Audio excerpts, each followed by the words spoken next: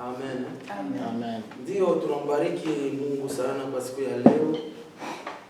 Biblia inasema ataweza kuangalia wingi, tunaangalia tu presence ya Mungu katikati yetu. Amen. Najua Mungu kwa hapa tunafanya ni volonté ya Mungu. Ya kweli leo tunashukuru Mungu, Mungu anakubali maombi, tunafika mkipande ya kushika tena neno lake. Neno la leo tutasemezea iko nasemezea kishina yetu nasema Mfransi nasema Swahili tafsiri nasema hivi, tuweke macho yetu kwa Yesu Kristo. Tuweke macho yetu kwa Yesu Kristo.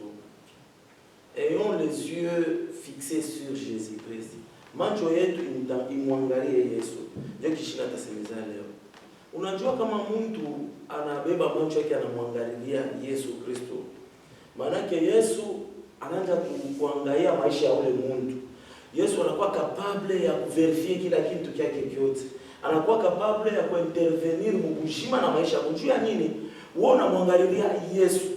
Kwa mfano mmoja tunajua mu Biblia tulisoma tushasomaka zamani wakati Peter na Jean wanaenda kwenda kwa hekalu saa magharibi saa maombi, asema anakuta kibwete. Kibwete anaanza kuwaza kama wale watu wawili watamkabulia pesa, lakini wanamwambia sasa utuangalie. Wakati alifixe macho yake kwa wale watu wawili, bakamwambia sema lamuka, hatuna na kitu ya kupatia, lakini lamuka mchina la Bwana Yesu Kristo na utembee. Maana yake jua alifixe macho kwa wale watu. Wakati alifixe kwa wale watu ni Yesu yule alifixe. Maana yetu tunapenda kusemeza kitu kia maisha yetu, tufixe regard yetu kwa Yesu Kristo. Asema wakati tutamwangalia Yesu, hakutakuwa kile kitakuya nguvu kumbele ya Mungu. Hakuna kitu kile Mungu anashindaka, Yesu anashindaka kwa maisha yetu. Yesu hawezi shinda kitu. Wakati mimi ninaambia maisha yangu niangalia nayo kwa Yesu, Yesu hawezi shinda kitu kunisaidia mimi au kusaidia familia yangu. Hapana, ni kwa problem yoyote nitakuya atanisaidia juu nimemwangalia Yesu. Kama unabeba macho yako unaangalia mbantu, bantu hawataweza kukusaidia kwa kitu.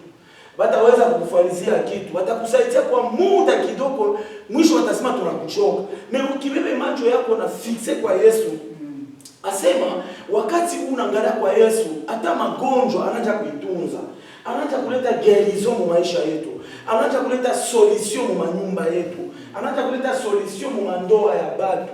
Anaanza tena wakati unamwangalia Yesu, ningali tu kwa introduction unapenda kuambia maana tu kama unaangalia kwa Yesu vitu bila anafanyaka. Asema anaanza kudeliver maisha yako, anaanza kuyaponesha, kudeliver bila bilifunga, bila bikuendeke, mankamba walifunga barakata, bana Yesu anaanza kubikata. Njoo ya nini? Wewe unaangalia maisha yako tu ni kwa Yesu Kristo. Wakati unaangalia maisha kwa Yesu Kristo, asema hata mashene ile walikufunga kwa maisha yako, anaanza kuikata, inaanza kukatika. Asema Paulo na Sila wakati walikuwa mkifungo, asema barimba tu manyimbo, kuimba, asema mashani ilikachika, milango ilifunguka. Njoo ya nini ilifunguka? Njoo baliangalia mpaka kwa Yesu Kristo. Maana yake mambo kuangalia kwa Yesu Kristo, mambo mingi sana ile ni tushe mambo ya mingi sana ile inaweza kukufikia kwa maisha yako wakati wewe utabeba macho yako unaangalia ndani ya Yesu Kristo. Asema wakati unaangalia kwa Yesu, Yesu anaanza kwenda kufufula vitu vile vilikufa ndani ya maisha yako, vile vilikufa mujima yako, vile vilikufa mnyumba yako, bila biendeke tena kwa maisha yenu. Asema anaanza kwenda kubifufula. Asema anaanza kwenda kufufula. Asema wakati unaangalia kwa Yesu, anaanza kwenda kutupatia maisha ile tunasema maisha ya mzuri, vie éternelle. Maisha ile ya kisha hii maisha tu kunayo hapa. Anaanza kutupatia maisha, anatutengeneza maisha ile tutenda kuona mbingu. Njoo ya nini? Maisha yetu yote tunaangalia kwa Yesu. Siki kuangalia kwa Yesu, kama unafixe maisha yako kwa Yesu, nuko mavantage ya mingi sana ile tu unaenda kupata kwa maisha na kushima wetu. Asema wakati unaangalia kwa Yesu, anaanza kwenda kuondosha hata dhambi. Anaanza kwenda kusafisha hata dhambi. Wewe unaenda kusafisha kusababisha maisha yako. Mazambi ingine inikalaka iko unazoelea maisha yako. Anaanza kwenda kuitosha. Zambi njoo yenyewe inakuwa enemy ya Mkristo. Anaanza kwenda kutosha ule enemy. Ule anakuya adui wako. Zambi ni adui kwa Mkristo. Yesu mambo yake wakati utamwangalia anaanza na kutosha ile adui, ule zambi adui wako kwa maisha yako. Maana yake kumwangalia Yesu kuko vitu vya mingi sana. Wakati tunamwangalia Yesu, unaanza kuona anaanza kukufuatisha bila kulombe. Na vile mimi shikulombe, na vile mimi shikuwazie maisha yangu, binanja kuya kwa maisha yangu. Anaanza kukupatia vitu bila ujue. Anaanza kukutembeza mafuashi ile aujue. Mafuashi ile uwekeke akili ya simu unaweza fika, unaanza kuyafika. Juu yani anaanza kufuatisha vitu bila wao kujue. Tangia huko kama mtumbo wa mama yako Nazari au kujue mimi, anaanza kufanizia kwa kwasha kutengeneza. Maana hii kuangalia kwa Yesu, kubeba macho yetu kuangalia kwa Yesu, kuna kwa mambo ya mingi sana kunakuwa maisha yetu. Vitu vya mingi sana. Watu wa mingi leo barabeba maisha yao banaangalia mubantu. Ukibeba maisha yako unaangalia mubantu, unapotesha saa yako bure. Juu wakati unaangalia mtu anakila za kusaidia, mtu anakula za kupeleka, mtu ni mtu tu. Lakini ukibeba maisha yako unaangalia kwa Yesu, asema hata mateso yote yanakuya maprobleme na kwa maisha yako yanaanza kuyatosha. Juu ya nini? Ushamwangalia Yesu. Tutasoma sasa kitabu chetu. Nilikuwa tunakuonesha kwa kuangalia mwa Yesu mko mambo mingi na mishishe yote. Hata mwingine naye tena kukuambia bia mingi sana wakati utabeba tu regari yako na unafixe mwa Yesu mko mambo mingi. Lakini mimi shishe yote na mishi na tena shibamba hata kintu. Kuko bia mingi vile vinaweza semeka. Tutasoma Mathayo 7:7-24 à 27. Banaza kutusomea. Tunasoma Mathayo 7:7-24. Tunasoma katika jina la Yesu Kristo. Amen. Ombeni nanyi mtapewa. Tafuteni nanyi mtaona. Mathayo 7 ndio. 24. 24 nilikuwa soma kwa 7. Ninaanza kwa 7. Tunasoma 24 inasema hivi: basi kila asikiaye hayo maneno yangu na kuyafanya atafananishwa na mtu mwenye akili aliyejenga nyumba yake juu ya mwamba. Amina. Amen. Biblia inatuambia mzuri sana Mswahili. Anasema mu24 kunasema hivi mkitabu wa Kifaransa pasema. Asema mu24 anasema c'est pourquoi quiconque entend ces paroles que je dis et met en pratique sera semblable à un homme prudent qui a bâti sa maison sur les rocs. Asema ula tashikia sauti ya Mungu, ula tashikia hii neno, anafanana na ule mtu alibeba maisha yake, nyumba yake anaijenga pa mwamba. Unabeba nyumba yako unaijenga pa Yesu Kristo. Ule kona shikia hii neno tunasema leo, ule kona shikia hii sauti, unafixe akili na mawazo yako kwa huyu Mungu, unamshikia kile kona sema, anafanana na ule mtu amejenga nyumba yake juu ya mwamba. Tutenda mwile 25 na 26 na 27. Tunasoma 25 mpaka 27 nasema hivi: mvua ikanyesha, mafuriko yakaja, pepo zikavuma zikapiga nyumba ile, isianguke kwa maana misingi yake imekuwa juu ya mwamba. 26 na kila asikiaye hayo maneno yangu asiyafanye atafananishwa na mtu mpumbavu aliyejenga nyumba yake juu ya mchanga. 27 mvua ikanyesha, mafuriko yakaja, pepo zikavuma zikaipiga nyumba ile, ikaanguka, nalo anguko lake likawa kubwa. Amina. Amen. Asema hivi, kama ule mtu eko na jenga nyumba yake pa mlima, ni anafanana kama tamu, inafanana na ule mtu anayenga maisha yake pa Yesu.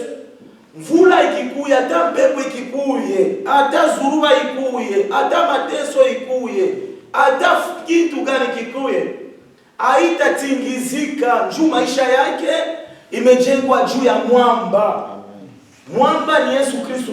Asema ule mpumbavu ni ule mtu anabeba maisha yake anaenga pa mchanga. Wakati unabeba maisha yako unaenga pa mchanga, mvula ikikuye, mpepo inakuya, ile nyumba itapomoka. Watu mingi wanajenga maisha yao juu ya mchanga. Zuruba kidogo inakuya, nyumba inapomoka. Shikia ile andiko tunakwambia leo, Biblia inatuambia mzuri sana. Ilikuwa ni watu wawili. Banafananisha watu wawili walienga maisha yao, bakaenga manyumba yao. Huyu anaenga nyumba yake, wa kwanza anaenga nyumba yake pa mwamba. Asema ule wa pili na yeye anaenga nyumba yake pa mchanga. Wale watu wote wakapita mu maepreve. Watu wote wale wawili wanapita mu maproblem. Wewe angalia wanaenga pa mchanga na wale anaenga pa mwamba. Banapita wote, wale watu wote wanapaswa kupita mu maproblem. Asema mvula kanja kuanguka. Inaanza pepo ya nguvu inakuya. Zuruba inalamuka. Ile manyumba mbili ya kwanza inashimama tu. Inatingizika lakini inashimama. Lakini ile nyumba ilijenga pa nini? Pa mchanga, ile nyumba ilianguka. Unajua unaweza kupita mu mambo ya nguvu. Unaweza kupita mu mateso ya nguvu. Unaweza kupita mu magonjwa ya nguvu. Unaweza kupita mu situation ile kuwa utaweza.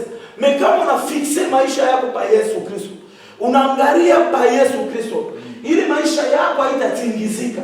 Malgré mateso ikuye, malgré magonjwa ikuye, malgré souffrance ikuye, utapita ile problem na itapita tu, itaisha. Lakini ule mtu maisha yake yana pa Yesu. Ule mtu ndio ule mtu anaenda nyumba yake pa mchanga. Asema kama pepe nakuya, nyumba inaanza kutenka, inatenka, inapomoka. Maisha ule mtu inapomoka. Bego nitambia siku ya leo, sisi tukue wale watu wa kujenga maisha juu ya mwamba. Mwamba ni nani? Yesu Kristo. Yesu shikwa anamwambia Pita, anasema Pita, juu yako wewe nitaenga kwa kanisa. Anamubadilisha jina, anasema leo unakuya Ribwe. Pita, unakuwa Ribwe, nitaenga juu yako kanisa. Unajua mtu ashipo imani anakuwa kama vile mtu ule anajenga maisha yake pa mchanga. Kama kuna imani, malgré mateso, magumu, maprobleme, magonjwa, mateso, kila kitu kitaweza kufikia maisha yako. Ukibebe maisha yako oneka pa Yesu Kristo, au teza tingizika, juu fondation yako inakuya nguvu.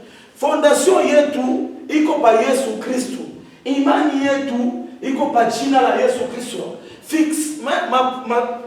Kuangalia kwetu kumeangalia tu pa Yesu Kristo.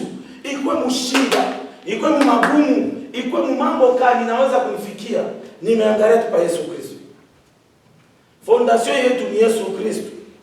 Tushimame pa Yesu Kristo. Angalia leo ukifuata dunia hii mshima. Bado hata kama tunabali wanafunda mingi, nasema si tu watu wanafunda mingi, wanafunda mafilosofi, wanafunda vitu ya kufilosofe, wanaanza kuwaza Mungu wesikia nikalaka.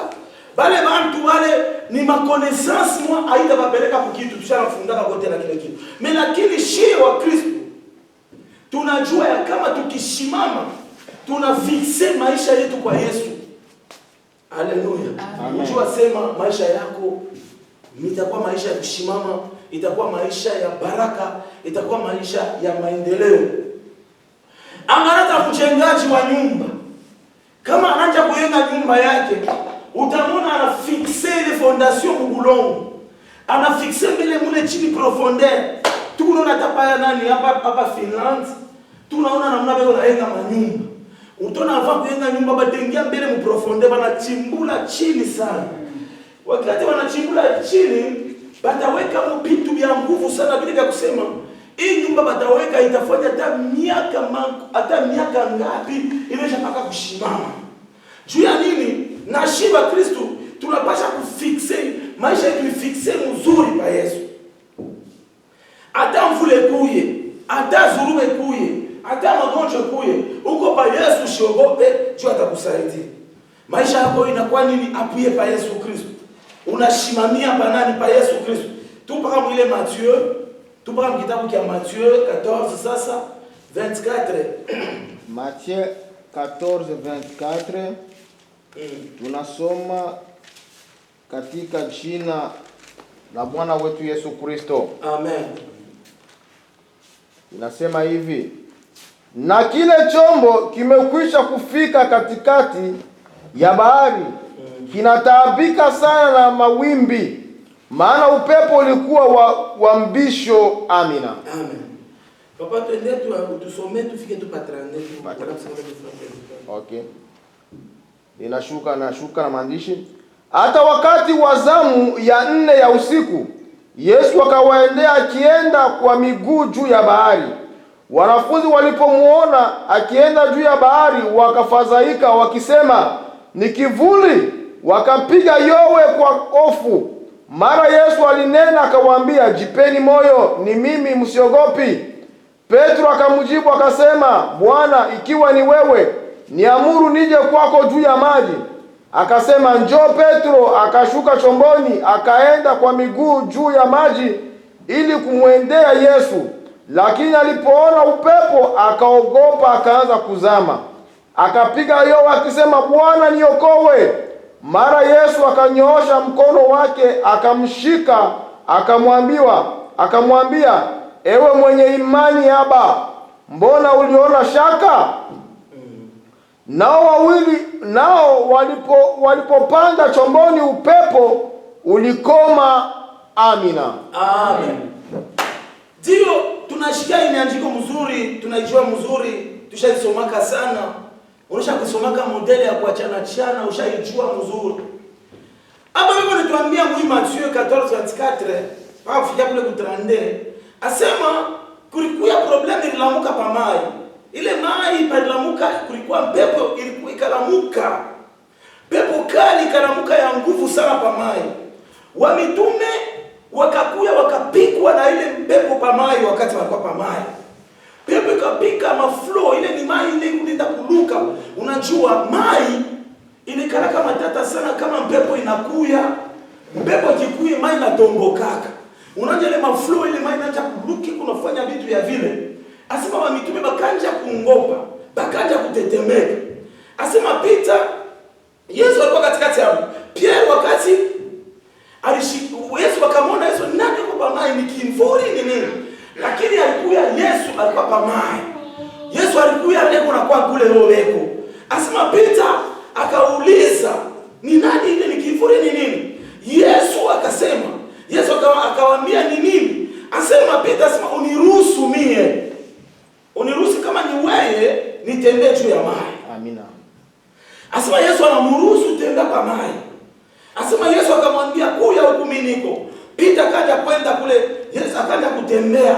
Eko natembea kwa maji. Peter anatembea kwa maji, kwenda mbele kule kwa Yesu. Eko nenda mbele ya Yesu.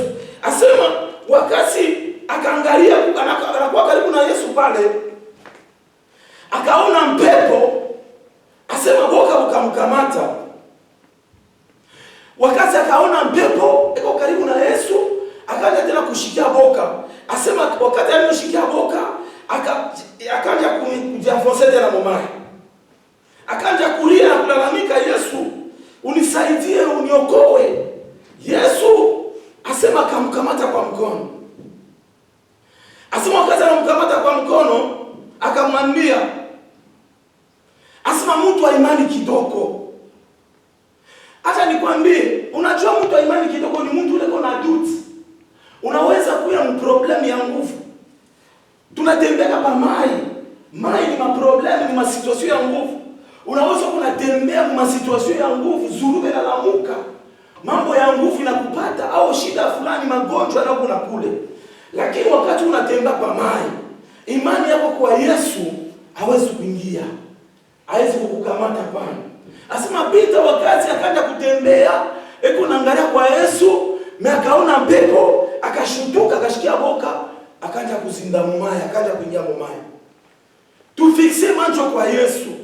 Wakati unatembea, kama unafixe macho kwa Yesu, malgré situation ya nguvu ukiangalia pa kwa Yesu, niko natembea mu maproblème ya nguvu, lakini niangalia pa kwa Yesu, nitafika kwa Yesu bila problem hata moja.